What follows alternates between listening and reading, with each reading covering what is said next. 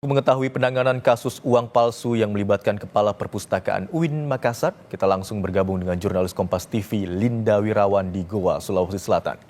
Selamat siang Linda, apakah 15 orang yang telah ditetapkan sebagai tersangka telah menjalani pemeriksaan? Dan jika sudah, apa hasil pemeriksaannya? Baik, selamat siang Imron dan juga saudara. Dari 15 tersangka yang sudah dilakukan penahanan, 5 orang yang sebelumnya dalam perjalanan dari Kabupaten Mamuju dan 1 orang dari Kabupaten Wajo, Sulawesi Selatan, semuanya sudah tiba di Polres Goa. 9 orang sebelumnya sudah dilakukan pemeriksaan, sedangkan 6 orang yang berasal dari Mamuju dan juga dari Wajo saat ini sedang dalam proses pemeriksaan, saudara.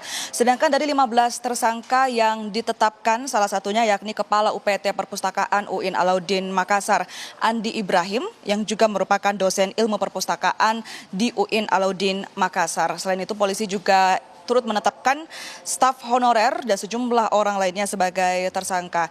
Dari pernyataan Kapolres Goa AKBP Reonal TS Simanjuntak, tidak menutup kemungkinan bahwa akan ada tersangka-tersangka baru karena kasus ini saat ini masih dalam proses penyelidikan dan masih dalam proses pengembangan.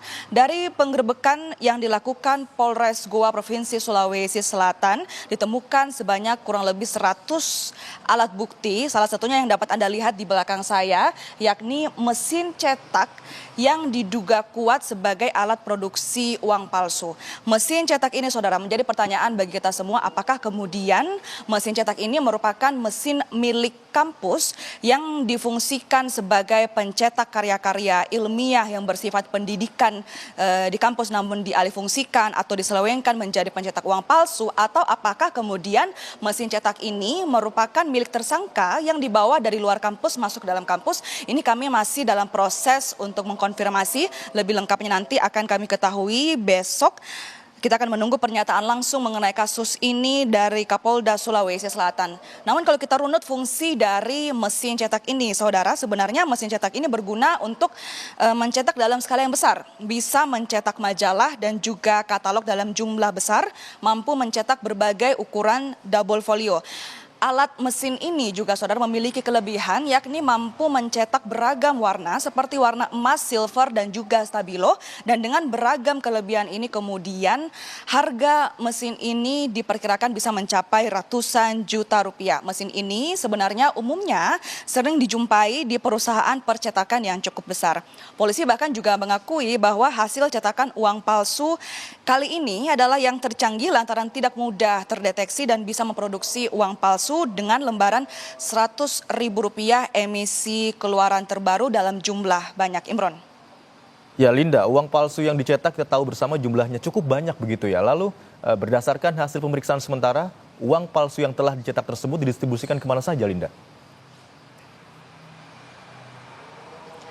Baik, untuk saat ini kami juga masih menunggu penyelidikan dari pihak kepolisian sebenarnya kapan kasus ini mulai terjadi dan juga uang ini diedarkan kemana saja. Namun dari kronologi yang kami dapatkan bahwa kasus ini terungkap di akhir November kemarin ketika rekan salah satu pelaku melakukan transaksi menggunakan uang palsu di kantor pembiayaan Kecamatan Palangga Goa sejumlah Rp500.000 pecahan uang 100 emisi terbaru.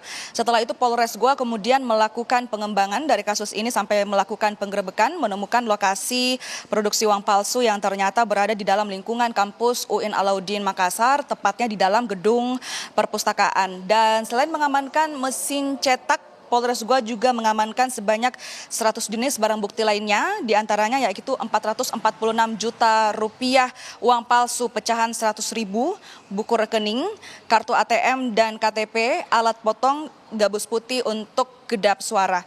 Dan barang bukti ini semuanya diambil di dalam gedung perpustakaan kampus UIN Alauddin Makassar, saudara. Sekali lagi kita masih akan menunggu kepastian pernyataan resmi dari pihak kepolisian, yakni tepatnya dari Kapolda Sulawesi Selatan yang akan dilakukan press conference pada besok, tepatnya tanggal 19 Desember 2024. Imron. Baik, 15 orang telah ditetapkan sebagai tersangka dalam kasus peredaran uang palsu ini. 9 diantaranya telah selesai menjalani pemeriksaan, sementara 6 orang lainnya masih dalam proses pemeriksaan dan tidak memungkinkan akan ada tersangka baru dalam proses penyidikan. Terima kasih atas laporan Anda, jurnalis Kompas TV Linda Wirawan melaporkan dari Goa, Sulawesi Selatan.